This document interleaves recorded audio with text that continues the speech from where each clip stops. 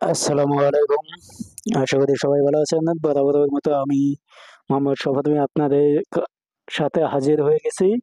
আজ অনেকগুলো সার্কুলার প্রকাশ করা হয়েছে বিসিএস ৪৭তম বিসিএস ক্যাডারের এবং নন ক্যাডার ২টি বিজ্ঞপ্তি ছাড়া হয়েছে এবং সুপ্রিম কোর্ট এবং লোক প্রশাসন কেন্দ্র অনেকগুলো লোক নিবে মেগা সার্কুলার। আসুন আপনাদের আমি সরাসরি নিয়ে যাচ্ছি মেন সার্কুলারে। আর যারা বিসিএস এবং নন ক্যাডার সার্কুলারগুলো দেখতে চান অবশ্যই কমেন্টে জানাবেন, আমি আপনাদের সরাসরি দেখিয়ে দিব। আসুন আপনাদের আমি সরাসরি ভিডিওতে নিয়ে যাচ্ছি এবং যারা ঘরে বসে এই ধরনের সার্কুলার পেতে চান অবশ্যই চ্যানেলটি সাবস্ক্রাইব করবেন এবং শেয়ার করে দিবেন। Like comment please. আসুন আপনাদের আমি সরাসরি নিয়ে যাচ্ছি মেন সার্কুলারে। আজ আপনাদের সামনে এখন ২টি সার্কুলার নিয়ে আলোচনা করব। এখানে দেখতে পাচ্ছেন ২৭শে নভেম্বর প্রকাশ করা হয়েছে এটি, এবং তার সাথে বলে দেই এখন যে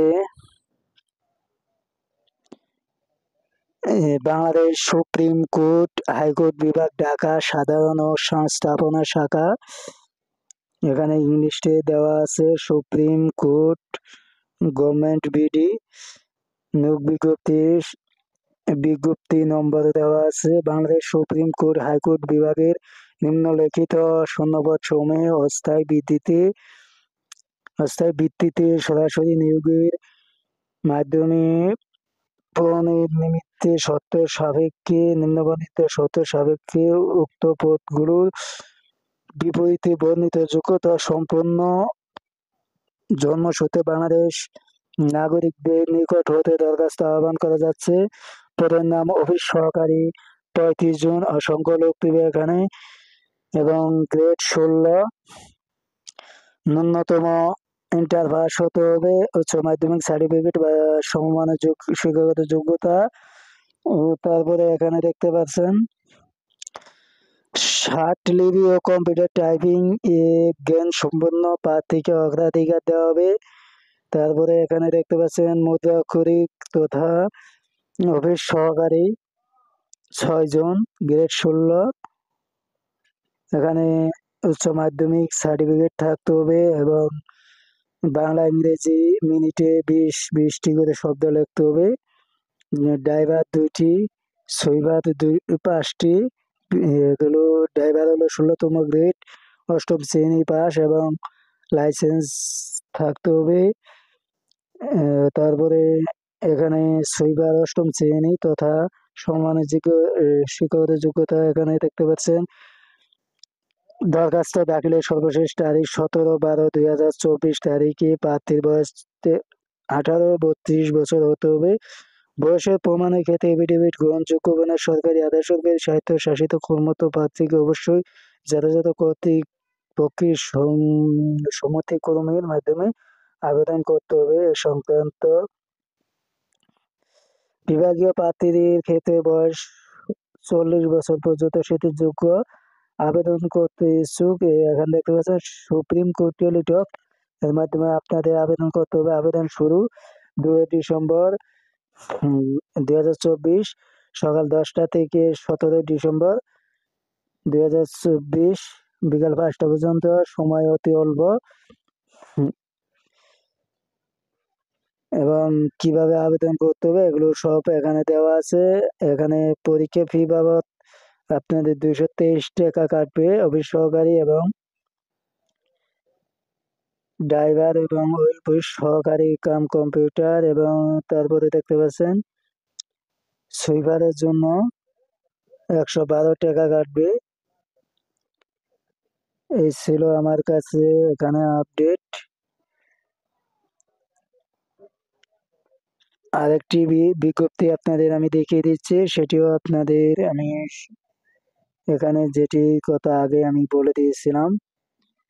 এই যে এখানে দেখতে পাচ্ছেন বাংলাদেশ নৌ প্রশাসন কেন্দ্র কেন্দ্র 26শে নভেম্বর 2024 এটি প্রকাশ করা হয়েছে।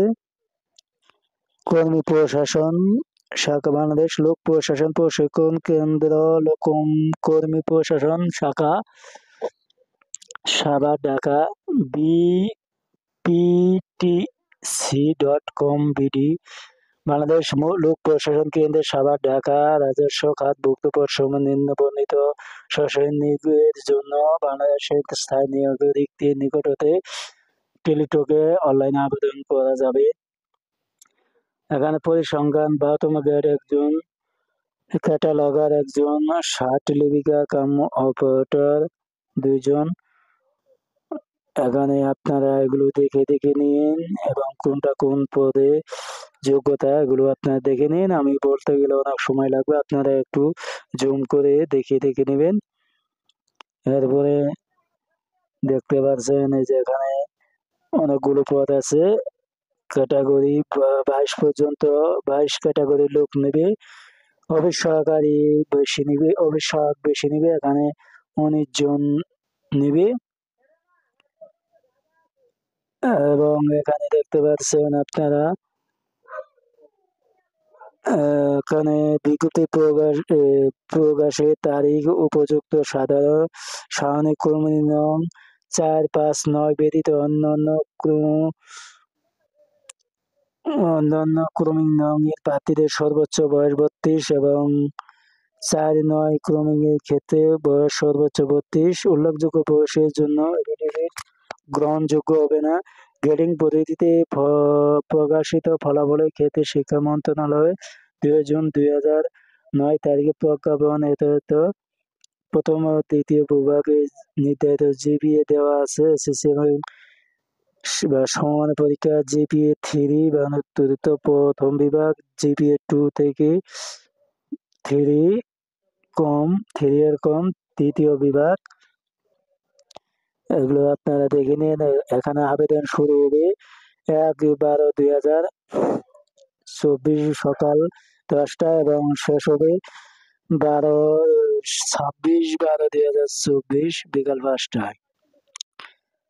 এখানে আপনাদের আবেদনের ফি হলো 1 নং ক্রমিক নিয়োগের জন্য 300 টাকা ফি বাবদ এবং টেলিটক চার্জ 35 টাকা, 335 টাকা। 2 থেকে 9 নং এর জন্য 223 টাকা যাবে এবং 10 থেকে 22 নং পর্যন্ত 112 টাকা যাবে। অনলাইন আবেদন করার পরও যদি আপনারা ফি জমা না দেন সে পর্যন্ত আপনাদের কোনো আবেদন অনলাইনে গৃহীত হবে না। এই যেখানে কিছু ইনফরমেশন আছে আপনারা দেখে নিন। এই যে স্ক্যানার আছে, স্ক্যানার আপনারা মোবাইলে দিয়ে দেখে দিতে পারেন। সমস্যা হলে তাদের নাম্বার আছে, নাম্বারে আপনারা 121 নাম্বারে কল দিয়ে আপনারা জানতে পারেন। ধন্যবাদ। এই ছিল আমার কাছে আপডেট। আর যারা নন ক্যাডার এবং বিসিএস এর সার্কুলার দেখতে চান অবশ্যই কমেন্টে জানাবেন, আপনাদের আমি দেখিয়ে দিব। ধন্যবাদ।